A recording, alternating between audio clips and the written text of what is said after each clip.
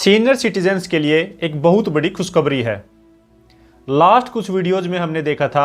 जिसमें supreme court की तरफ से सीनियर सिटीजन्स को झटके मिले थे। एक वीडियो था जिसमें हमने जाना था कि एक ओल्ड लेडी जो कि एक विडो लेडी है, उसकी सारी संपत्ति जो है उसके बच्चों को ट्रांसफ़र हो गई थी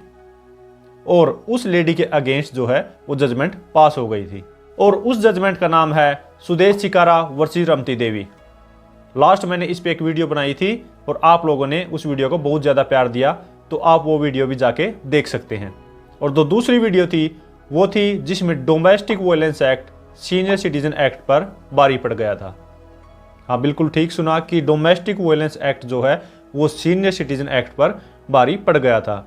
और उस जजमेंट का नाम है S Vanita versus the deputy commissioner.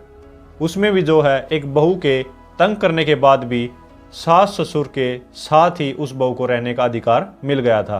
तो आज की वीडियो में एक बहुत बड़ी खुशखबरी है सीनियर सिटीजन्स के लिए, जिसमें सीनियर सिटीजन्स को जो प्रॉपर्टी है, संपत्ति है, वो वापस मिल गई थी। तो जैसा कि आप सब लोग जानते हैं कि ऑनरेबल सुप्रीम कोर्ट जब भी एक जजमेंट पास करता है तो वो जजमेंट जो है वो सारे कोर्ट्स पे अप्लाई होती है और सारी इंडिया पे जो है वो अप्लाई हो जाती है। ऐसे ही अगर कोई ऑनरेबल हाई कोर्ट अगर कोई भी जजमेंट पास करती है तो उसकी भी पावर जो है वो काफ़ी रहती है और अगर वो जजमेंट पास हो जाती है तो वो उस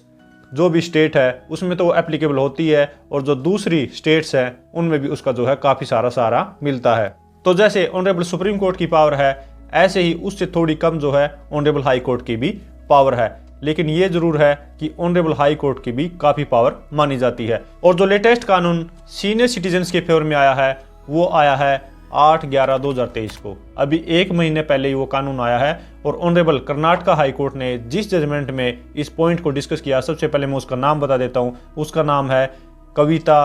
are and another versus the assistant commissioner. 8/11/2023 को ये लेटेस्ट जजमेंट आई है और ऑनरेबल कर्नाटका हाई कोर्ट की ये जजमेंट है जिसमें सीनियर सिटीजन्स को बहुत बड़ी खुशखबरी मिली है। अब सबसे पहले हम जान लेते हैं कि सीनियर सिटीजन्स कौन है। सीनियर सिटीजन्स वो हैं जिनकी उम्र 60 साल से अबव है और उनकी प्रोटेक्शन के लिए जो एक्ट बनाया उसका नाम है सीनियर सिटीजन्स एक्ट। और इस एक्ट का जो मेन सेक्शन है वो है सेक्शन 23 जो कि सीनियर सिटीजन्स के प्रोटेक्शन में आता है। उसमें यह लिखा गया है कि अगर कोई भी सीनियर सिटीजन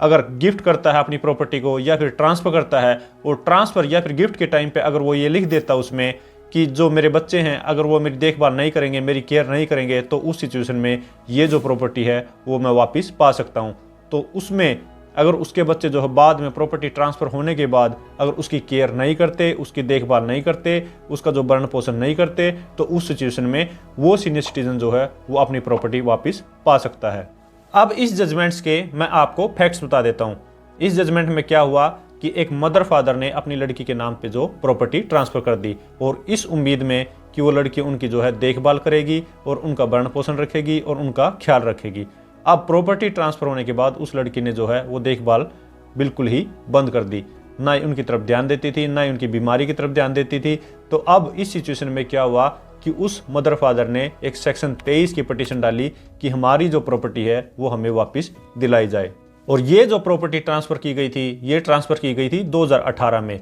और 2018 में ट्रांसफ़र के बाद ही उस लड़की ने जो है अपने मदर की, अपने फादर की जो है देखभाल करना बिल्कुल ही बंद कर दिया और वो चाहती थी कि मैं इस प्रॉपर्टी को सेल कर दूं। तो साइड बाय साइड जो है मदर और फादर की जो पिटीशन थी सेक्शन 23 की वो चल रही थी और साइड बाय साइड वो लड़की जो है वो चाहती थी कि मैं इस प्रॉपर्टी को सेल कर दूं। तो अब मदर फादर ने जो पिटीशन फाइल की सेक्शन 23 की of the senior citizen act before the assistant commissioner,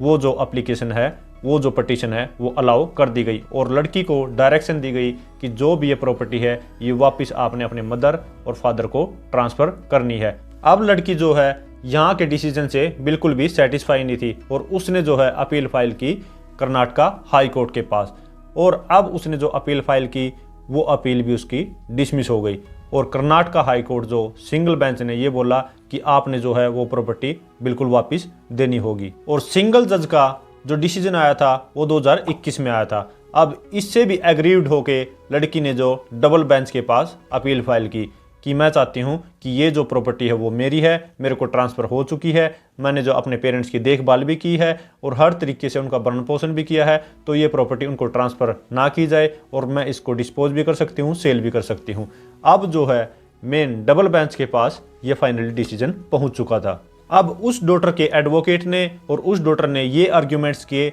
कि हमने जो अपने मदर और फादर की प्रॉपर तरीके से केयर की है और साथ में जो अपने फादर के मेडिकल एक्सपेंसेस भी लगाए हैं, हमने उनके जो हॉस्पिटलाइजेशन पे और उनकी बीमारी पे काफ़ी सारा खर्चा किया है और इसके अलावा भी हमने उनकी हर तरीके से केयर की है। कोई भी ऐसा एक्ट हमने नहीं किया है कि इनको टॉर्चर हो या फिर ये परेशान हो, और ये जो प्रॉपर्टी है ये हमारे ही फेवर में रहनी चाहिए। और यहाँ पर इन बिटवीन जो जब भी ये एप्लीकेशन लगाई गई थी, पटिशन लगाई गई थी मदर फादर की तरफ से, तो इन बिटवीन जो है फादर की डेथ हो गई थी। तो अब इस सिचुएशन में जब ये केस जो है कर्नाटका डबल बेंच के पास पहुंच गया था, तो मदर की तरफ से एडवोकेट ने ये बहस की कि अगर आपने प्रॉपर केयर की होती तो ये पटिशन ना डालते, आपने इनको जो है नेग्लेक्ट किया है, इनकी केयर नहीं की है, इनका भरण पोषण नहीं किया है, नहीं तो कोई भी पेरेंट्स कभी नहीं चाहेगा कि वो अपने बच्चों से अपनी जो प्रॉपर्टी है वो वापस ले। इन्होंने तभी आपको ट्रांसफ़र की थी कि इनको भरोसा था कि आप इनकी केयर करेंगे, देखभाल करेंगे,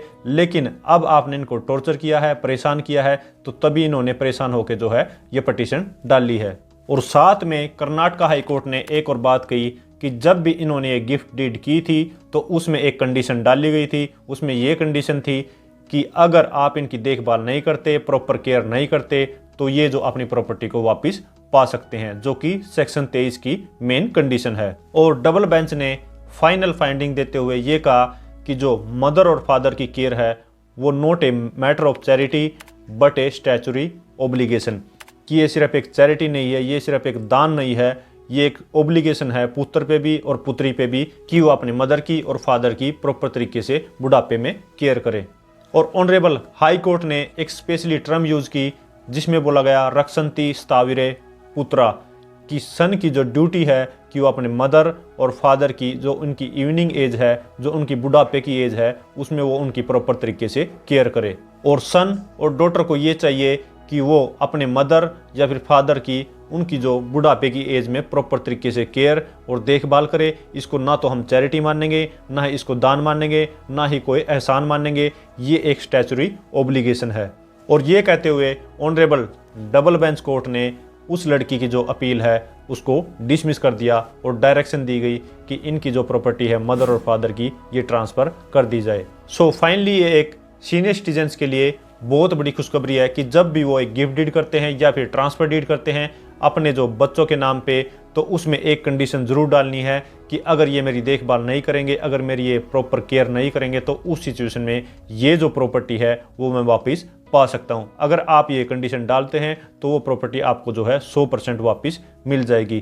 क्योंकि अभी हमने रिसेंटली देखा था कि कुछ जो कंडीशंस में जो गिफ्ट डीड हैं, जो ट्रांसफ़र डीड हैं, उनमें ये कंडीशन नहीं डाली गई थी, तो उन पेरेंट्स से जो है सारी की सारी प्रॉपर्टी जो है वो बच्चों को ट्रांसफ़र हो गई थी। लेकिन यहाँ पर ये कंडीशन थी कि अगर ये मेरी केयर नहीं करेंगे, देखभाल नहीं करेंगे, तो ये प्रॉपर्टी जो है वो हमें वापस मिल जाएगी। और इसी वजह से वो सारी की सारी प्रॉपर्टी जो है पेरेंट्स को वापस मिल गई थी। दोबारा फिर मैं इस जजमेंट का नाम बता देता हूँ, जिसका नाम है Kavita R another versus the assistant commissioner, जो कि 8/11/2023 को ऑनरेबल कर्नाटका हाई कोर्ट ने पास की है। तो मेरी भी सभी सीनियर सिटीजन्स को यही एडवाइस है कि जब भी कोई प्रॉपर्टी ट्रांसफ़र करे तो उसमें ये कंडीशन ज़रूर डाले, ताकि उनको इन फ्यूचर किसी भी तरीके की कोई भी प्रॉब्लम ना आए। और इसके अलावा मैं एक और चीज़ बता दूं कि हमारे पास जो कमेंट्स में एक बहुत ही बढ़िया ओपिनियन आया है, वो ओपिनियन ये है कि जब भी कोई भी गिफ्ट डीड करें या फिर ट्रांसफ़र डीड करें तो उसमें जो है ये कंडीशन मैंडेटरी सरकार को कर देनी चाहिए